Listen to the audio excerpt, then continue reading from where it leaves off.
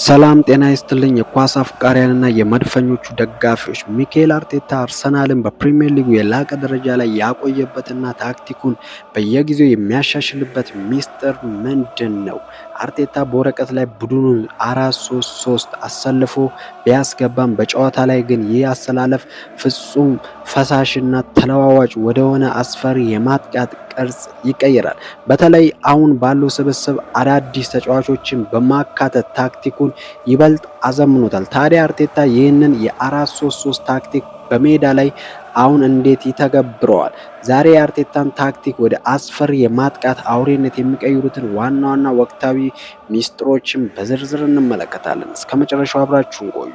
የአርቴታ የ4-3-3 መዋቅር የመጀመሪያው ሚስጥር የመስመር ተከላካዮች ወደ መሃል ሜዳ የሚሰርጉበት መንገድ ነው።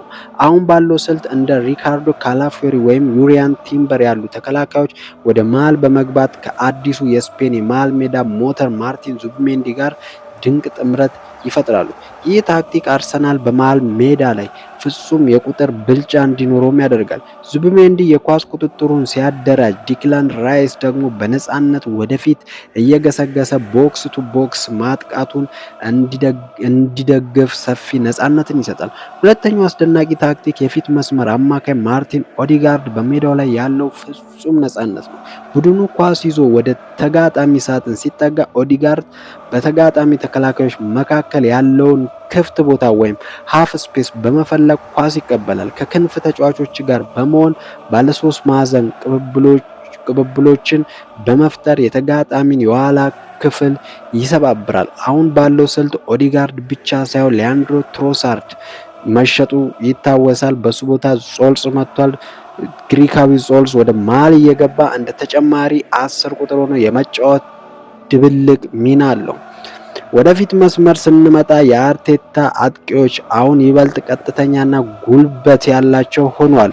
እንደ ቪክቶር ዮኬሬሽ ያሉ አጥቂዎች በሳጥን ውስጥ ብቻ ተቸክለው አይቆሙም። ወደ ኋላ እየወረዱ ኳስ በመቀበልና ተከላካዮችን በመጎተት ለክንፍ ተጫዋቾች ሰፊ ቦታ ይከፍታሉ። ይህ በሚሆንበት ጊዜ በግራና ቀኝ ክንፍ የሚጫወቱት እንደ ቡካዮ ሳካ ወይም አዲሱ ፈጣን ፈራሚ ኑኖ ማዱኬ ያሉ ክፍት ቦታ ተጠቅመው ወደ ውስጥ በመግባት በቀጥታ ወደ ጎል ኳሷን ይቀይራሉ። ይህም አርሰናልን በሜዳ ላይ 3-2-4-1 የሚመስል ቅርጽ እንዲይዝ ያደርገዋል።